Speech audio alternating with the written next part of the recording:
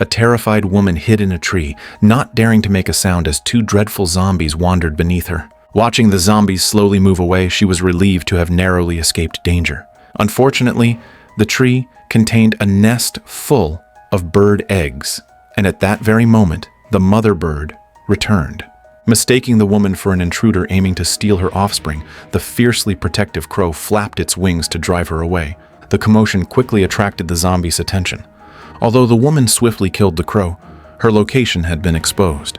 One zombie quickly began climbing the tree. With no other options, the woman seized a branch, jumped down, and impaled the zombie below, seizing the chance to flee. However, the second zombie, Sang Shi, jumped from the tree, relentlessly chasing after her. In panic, she ran towards a dead end with the zombie closely following. Looking down at a suspended block of snow, she made a daring decision.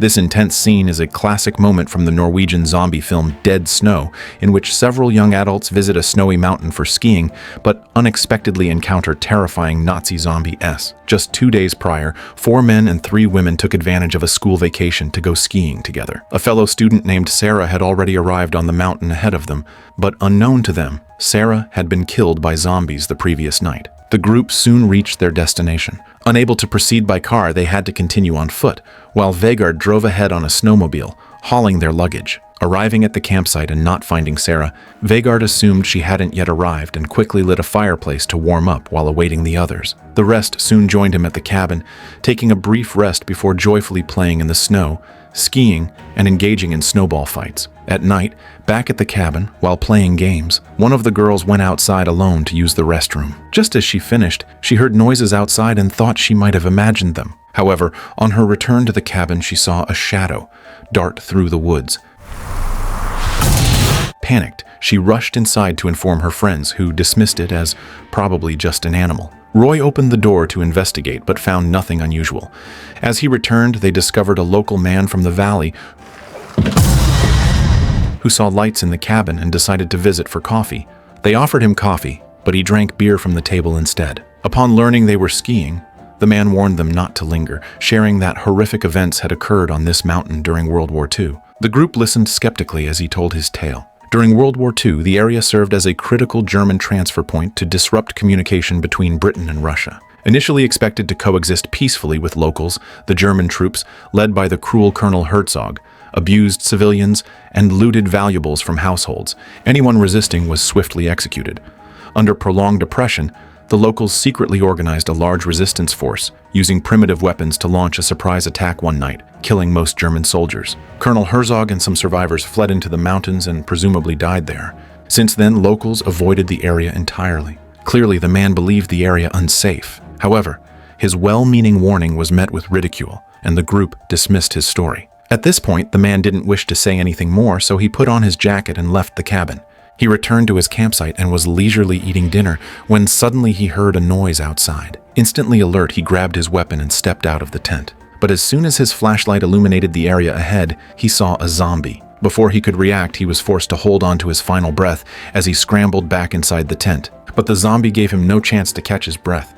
Meanwhile, Vegard was experiencing a nightmare. He dreamt of Sarah appearing in the snow, covered in blood. A sense of foreboding immediately overwhelmed him. The next morning, noticing Sarah still hadn't returned, Vegard decided to set out on his snowmobile to search for her. Before leaving, Vegard specifically instructed Martin and his girlfriend that if he hadn't returned by the next day, they should immediately drive for help. Clearly, the man's earlier warnings had left an impression on Vegard. After giving his instructions, Vegard rode off, while the others continued partying in the snow. After searching for some time, Vegard stopped occasionally to eat something and replenish his strength. Eventually, he stumbled upon the man's tent. Mistaking it for Sarah's, Vegard opened it up and nearly collapsed in fright. Noticing footprints on the ground, Vegard didn't sense the danger and decided to follow them. He chased the trail across several hills but didn't see anyone. As he continued to search and call out Sarah's name, he suddenly lost his footing and fell into a cave. Meanwhile, back at the cabin, the group, tired from their fun, began preparing dinner. When Erland went to fetch beers from under the floorboards, he stumbled upon a wooden box, unexpectedly filled with treasure. The gold coins were stamped with the year 1942, clearly from World War II, making them incredibly valuable. Excited by their discovery, everyone began discussing how to divide the treasure, dreaming of the luxurious lifestyles ahead. After several beers, Erland felt the urge to relieve himself and went outside alone, accidentally dropping some coins. Seeing Erland head out, Chris quickly followed behind him. Under the influence of alcohol and despite the freezing cold, they shared an intimate moment outside. Erland returned to the cabin satisfied, leaving Chris alone at the outdoor toilet. Little did they know, danger was quietly approaching. A skeletal hand picked up the gold coins from the snow. As Chris prepared to leave, she was startled by a terrifying face. Thinking it was just Erland's prank, she realized too late that she was in danger. Chris struggled to climb out of the filthy pit, her abdomen severely injured.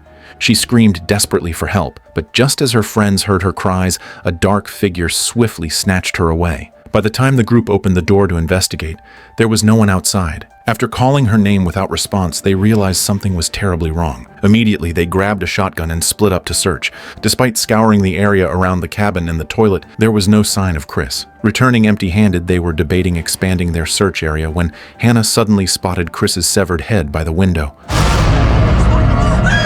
Only then did everyone realize they were dealing with something horrifying outside. Quickly, they barricaded all doors and windows with furniture and armed themselves with knives. As they looked out in fear, 2 Nazi zombies in German uniforms appeared. The cabin provided little defense against their attack. In the ensuing chaos, Erland was grabbed by the zombies. The others tried desperately to save him, but it was too late. They could only watch helplessly as he was dragged away.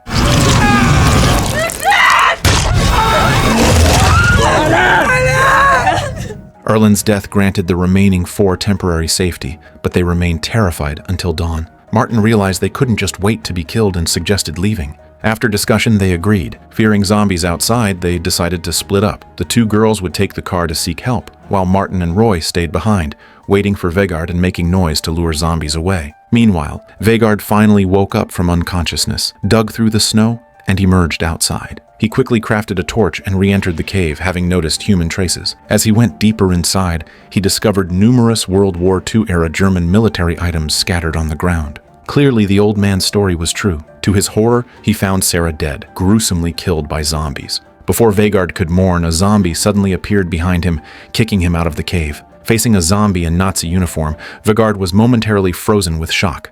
As he tried to flee, the zombie tackled him again, and they fiercely wrestled. The zombie bit a mouthful of Vegard's jacket feathers, and Vegard retaliated by biting off a chunk of rotten zombie flesh. Seizing an opportunity, Vegard grabbed the zombie's helmet and struck back, finally defeating it. Barely catching his breath, another zombie suddenly emerged from the snow, delivering a punch that nearly sent Vegard off a cliff. In a desperate moment, Vegard grabbed a wooden bucket from the ground, smashing it over the zombie's head and kicking it onto a tree, where a sharp branch pierced its stomach. However, the first zombie wasn't completely dead.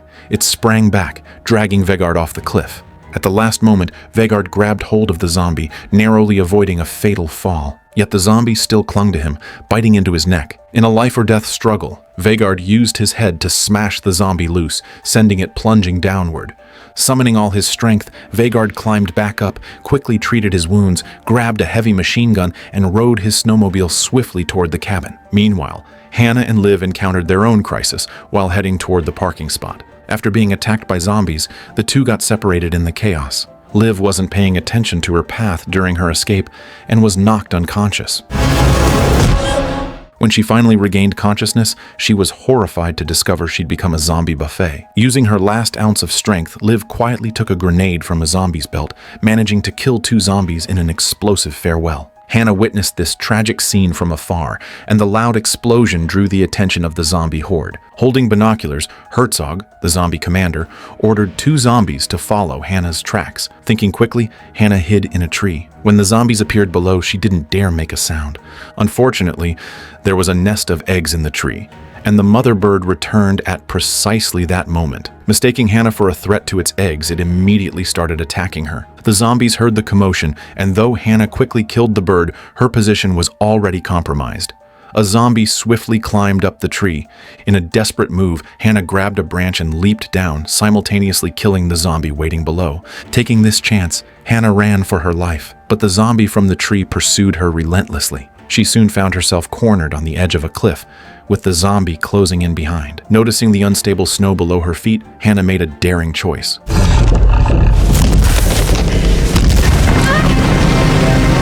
Luckily, she survived the fall and managed to eliminate the zombie trapped beneath the snow. Back at the cabin, Martin and Roy were under heavy zombie attack. The two of them finally managed to make a Molotov cocktail on the spot. But in the end, as they watched the wooden house being engulfed in flames, they had no choice but to move their position and escape to the warehouse next door. Finding an arsenal of tools, the two regained their confidence. After selecting weapons, they emerged from the shed, ready to face the zombies head-on. A large group of zombies roared and charged toward them, but Martin and Roy stood firm, bravely battling the undead. After a fierce, bloody struggle, Martin and Roy managed to kill the entire horde. However, their relief was short-lived, as another wave appeared from the woods. As they braced for another fight, Vegard suddenly arrived on his snowmobile. He opened fire with a machine gun, swiftly wiping out numerous zombies.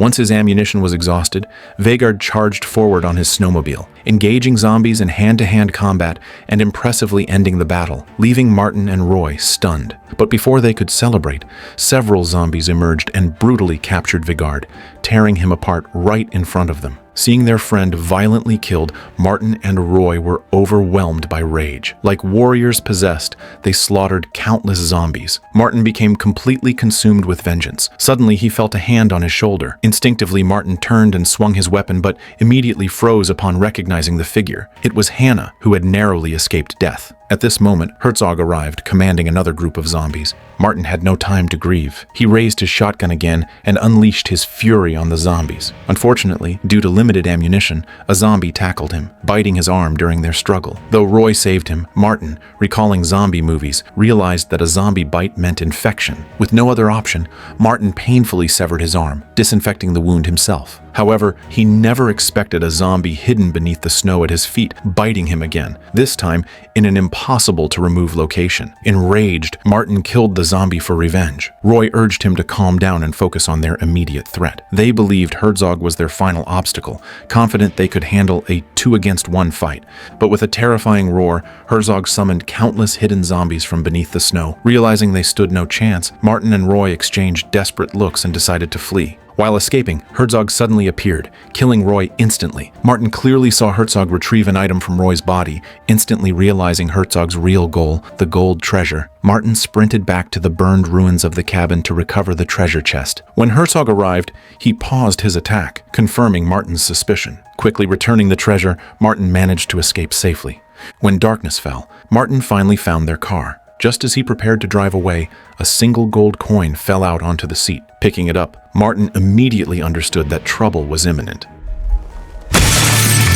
In the very next moment, all survivors met their tragic end. As a zombie movie, Dead Snow is well worth watching. In addition to thrilling zombie chases, there are also plenty of black humor scenes that make you can't help but laugh. Although the story of a group of young people going out on adventures is quite cliché, the idea of combining Nazis with zombies is really interesting. The film also conveys a simple moral: don't covet things that aren't yours, or you might attract serious trouble.